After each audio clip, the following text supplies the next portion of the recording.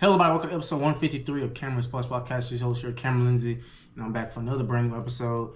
Today's episode, we're going to be talking about the Indiana Hoosiers winning the 2025-26 College Football Playoff National Championship and going 16-0. For those of you who remember or maybe not know, the Indiana Hoosiers played the Miami Hurricanes in the College Football National Championship. They defeated Miami 27-21 to win the 2025-26 championship. And with that win, they became the first and only team in college football history to go 16-0. Since the playoff went to 12 teams. It was a very, very great game.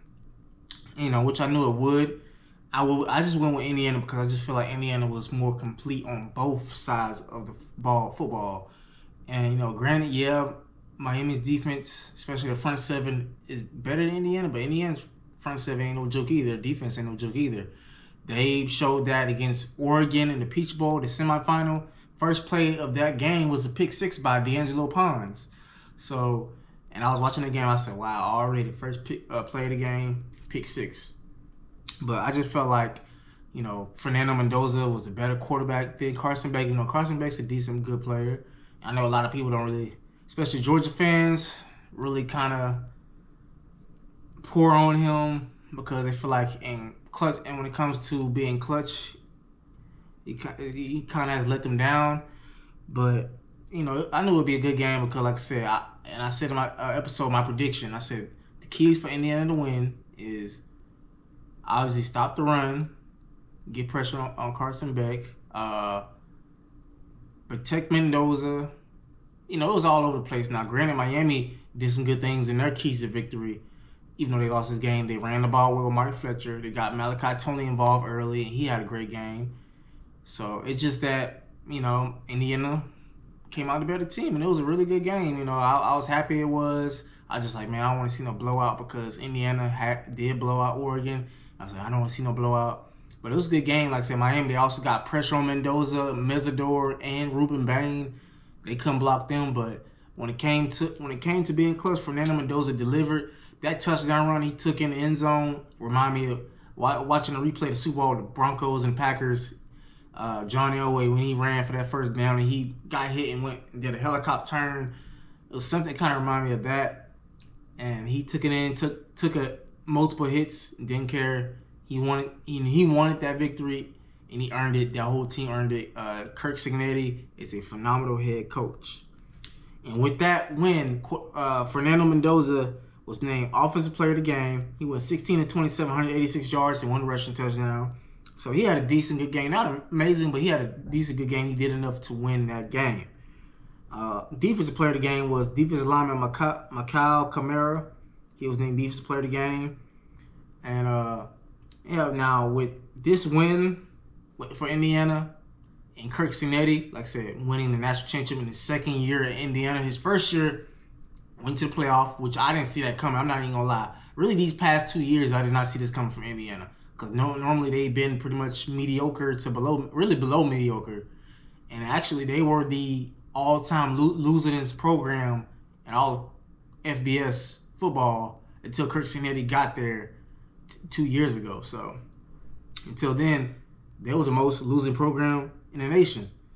And now, with this win, I have a question that where does Kurt Cignetti rank today among college head coaches with this win? Because like I said, his 2 years at Indiana, he led them to the college football playoff, and this year won a national championship. So I got a list of at least 6 names. I was gonna go to 10, but I was like, let me get 6. I was gonna do 5, but I was like, some coaches I was like, I'm gonna do 6. So 1, I think 6. I'm gonna start from 6 to 1. 6, I got Dan Lanning, phenomenal head coach at Oregon. Won the Big Ten in the Oregon's first year in the Big Ten. He's an elite recruiter, defense-minded coach. Oregon, yes, I granted they have not won anything, and I know people say, oh, they got nice uniforms, but they don't have no national championships. But I think they are going to get there. I think Oregon will get there, especially as long as Dan Lanning's there. They're going to win a national championship eventually. That's like Ryan Day at Ohio State. Before he won a national championship last year, there was questions about him, and he finally broke through. or they got unlimited NIL money. They recruit well. They develop players really well. I think Oregon's gonna be just fine. I think Dan Lanning is definitely a top 6, top 5 coach in college football right now.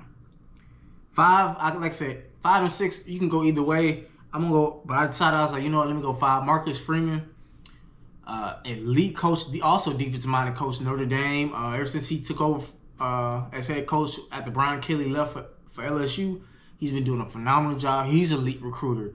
He brings players in and gets them to buy in. He led Notre Dame to the college football national championship last year against Ohio State. Granted, they didn't make it this year. I'm not gonna lie. I thought Notre Dame should have been in over Alabama because I just felt like I think Notre Dame was better. Really, I'm not gonna lie. I think Notre Dame should have been over Miami, but hey, Miami proved us all wrong. Proved me wrong that they definitely deserve to be in the college football playoff because they went on a run to almost win the national championship.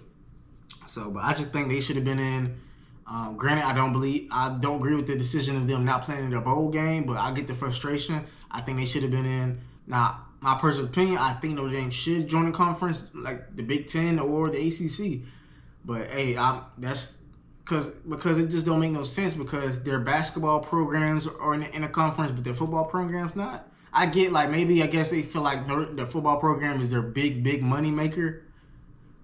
But I don't know. I'm just saying, like, if you want more money and stuff like that, join a conference. You win a national championship, they're gonna bring in more money. But hey, I get it. But yeah, I got Marcus Freeman at 5. 4, I got Dabo Swinney. Now, granted, I was debating of putting Dabo a little bit below, but I'm gonna give him one more year. Because the only reason I got him at 4 because he is a 2-time national champion. You cannot disregard that at all. He's a 2-time national champion. He's recruited elite players at Clemson. Granted, yeah, his luck in the portal hasn't been good, or before that, he really didn't go in the transfer portal all that much. He pretty much only recruited high school players. And lately, he's been having a rough couple years. Last year, this past season actually, I thought Clemson was going to be a national college football national championship contender. I had them winning the ACC clearly. I think I had them potentially making the college football playoff and winning it maybe. Them playing Ohio State. But clearly that didn't happen. It's like they just fell off a cliff, and they even lost their last bowl game to Penn State, and we thought Cade Klubman was going to be a first-round pick, and now at best he may be like a 5th, 6th-round pick.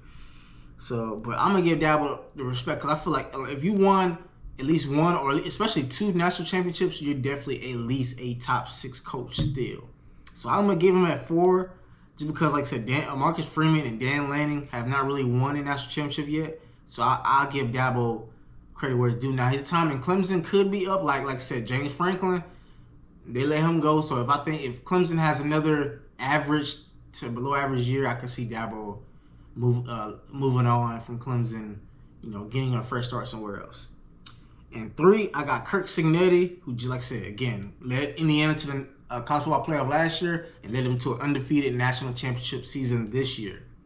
I got him number 3. Like I said, I just feel like, and like I said, this is based off, especially lately, and also legacy of what you have done.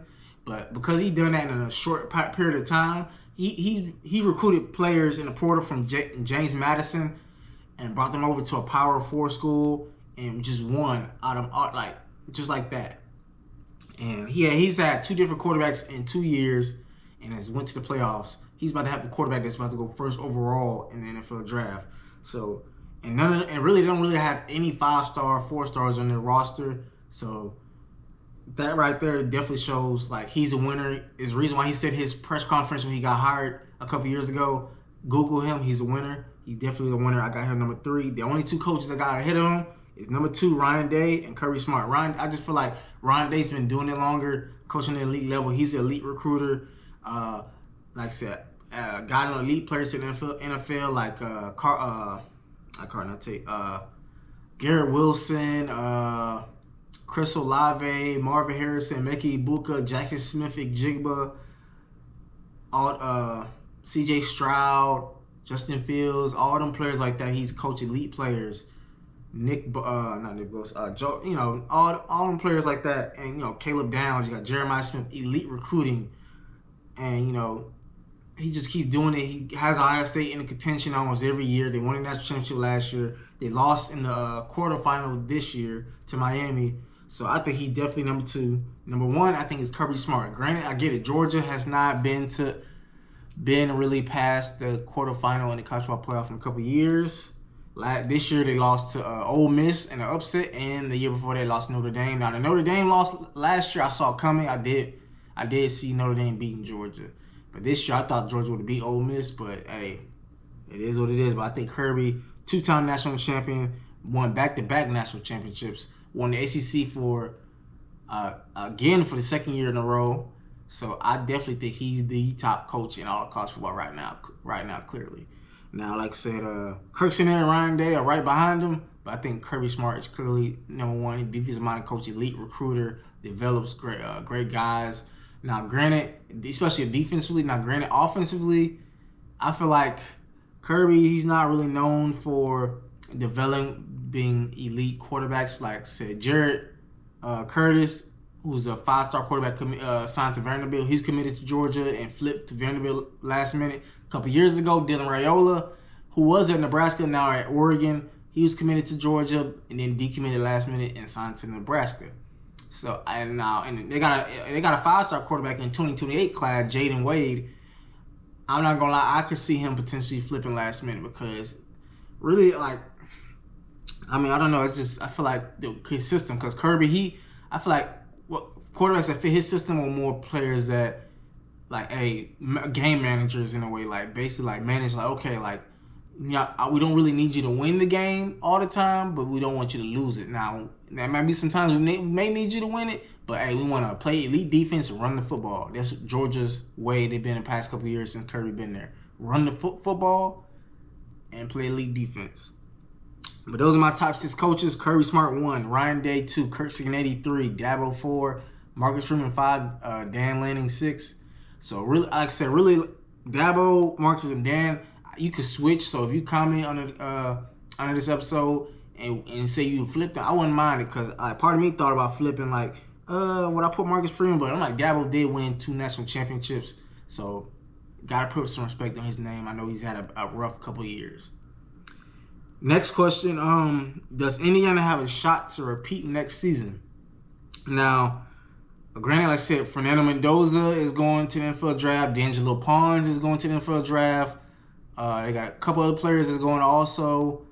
I think 1 or 2 maybe hit the portal, but you losing your top guy, your best player, the Heisman Trophy winner, Fernando Mendoza. He's going to be a number overall pick in the this year's 2026 NFL draft. But I think they can repeat. Not saying they will. I think they can. And the reason is because they've been hitting it. Even before the national championship, Indiana's been recruiting in the portal like crazy. They already got a quarterback, and Josh Hoover from TCU. He's a legit good quarterback, decent player. See how he does at Indiana, but he's pretty solid. Also got players like AJ Harris, cornerback from Penn State, transferred over. They got other players also. Right now, they got, I think, ranked the 3rd best recruiting class in the transfer portal right now. They're top 3, top 5 right now in the portal as far as recruiting.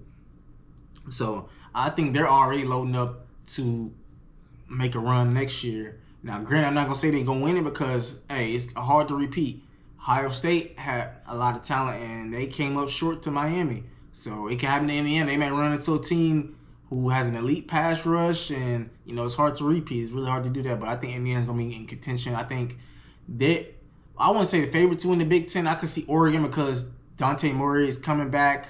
So I think Oregon's going to be the favorite, then Indiana, then Ohio State. I think in that order, I would say the favorite to win the Big Ten. Indiana, Oregon, Ohio State. But I think they're definitely going to make the playoffs next year and be in contention. And also next, should the College Football Committee expand the playoff? I've been seeing this past couple days, week or so. And I say no because I think 12 teams is just fine. But they could change the dates, like the format and schedule. And like I said, I feel like when I mean by format, I mean like, okay, you got 12 teams. You got the first round, second round, third round, and then the national championship. I feel like teams that have a bye, they should be able to play in their home crowd because you work hard to get that bye week, rest players. You should be able to play in front of your home crowd. I feel like the first round should be home site. Second round should be home site. Maybe the semifinal, you can put a bowl, neutral site bowl game, whatever, switch them around like they used to do in the 14 format or the BCS. Switch it around, then that could be the bowl games, and then the national championship. Boom. So I feel like the first and second round should at least be home playoff games for the schools that maybe are higher ranked than other playoff teams or got a first round bye.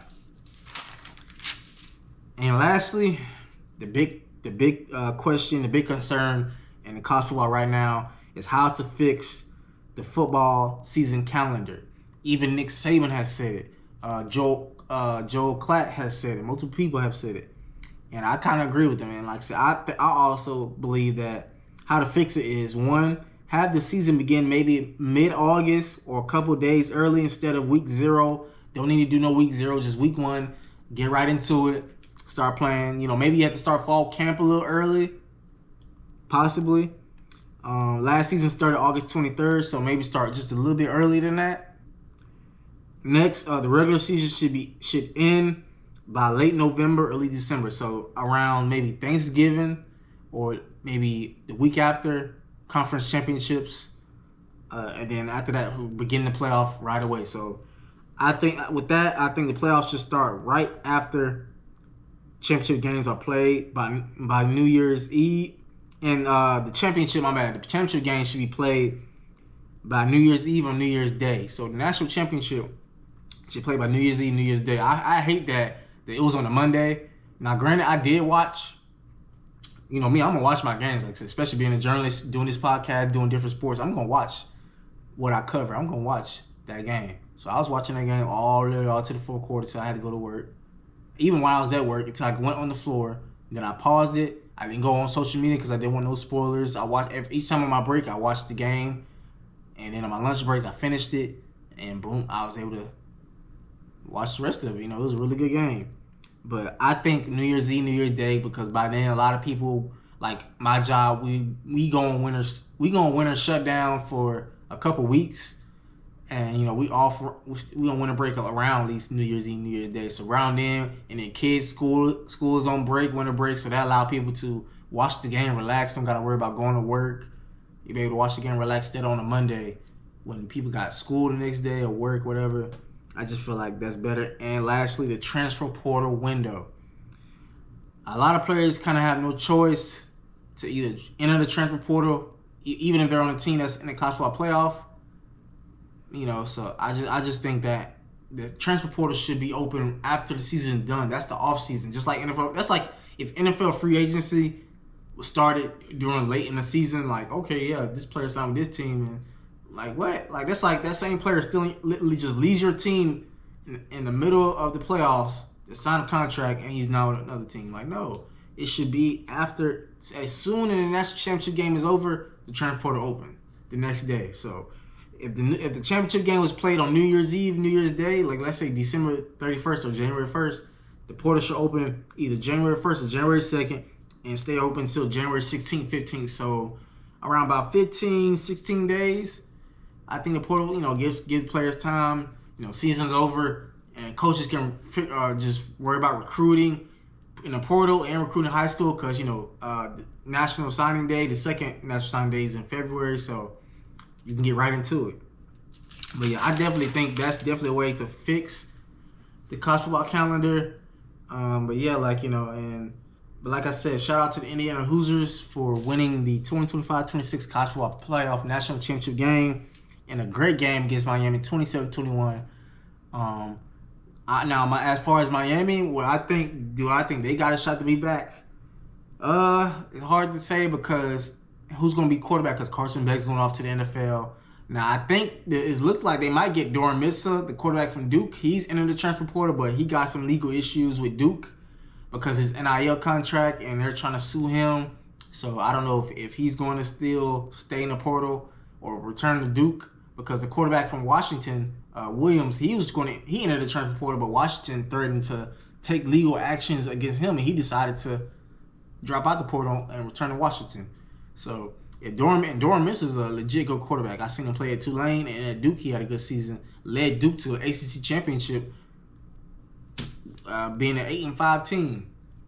So I think that if they get Dorian Mensah, you got Malachi Tony who's always going to be back because he's only going to be a sophomore. You know, you got other players on that team. So I think Miami has a legit shot. Now it's going to be hard because Ruben Bain and Mesidor are not going to be on that team next year. They both going to be in the NFL. So can Miami, generate some elite pass rush? If they can get that pass rush still going with some new players that step up, I think they have a legit shot. Get the quarterback position in that front seven. That was their key. And also Mark Fletcher, their running back, he's going to be gone. So they got to get the quarterback, a really good run game, and their defensive line. They got to really address that this offseason in the portal and recruiting. So we'll see. And yeah, this time win the ACC championship. I think if it happens again, I don't know if Miami gets in, but we'll see though. But yeah, and that's what I want to talk about today's episode. Indiana Hoosiers, like I said, going 16-0, very impressive. Some people say, where do they rank amongst the past few national champions, like 2019 LSU? Obviously, I think 2019 it'll be a good game because I think 2019 LSU, their defense wasn't really elite. It's just the offense can score so many points. It's hard to keep up. So I think that would be a good game, but I think LSU will win that game. I'm sorry, but Indiana will definitely go down as one of the best college football teams in the last few years. I'm not going to say the best, but Kurt Cignetti, I think he's definitely been in something at Indiana. I think it's the reason why he didn't leave. Again, like I said in my last episode, why he didn't leave for Penn State or Michigan, any of these other big jobs. He decided to stay at Indiana, and he made the right decision. But yes, I definitely appreciate each one of y'all tuning in for this episode. Make sure to follow me on all social medias regarding Cameron Sports Podcast. Don't forget to hit the like button, comment. Don't forget to also hit that subscribe button. Also, more importantly, as we're chasing 500 to 1,000 subscribers this year, definitely, trying to put in that grind, get in that mode. And yeah, like I said, football season getting closer to the end. We still got other sports to talk about. Other topics, interviews I'm going to do. So, yeah, just stay tuned. And like I said, also turn on that post notification to stay updated so you don't miss anything, just in case you want to stay tuned. But I'll catch y'all next time. This has been your favorite host, Cameron Lindsay, of your favorite sports podcast. I will catch you next time. Take care.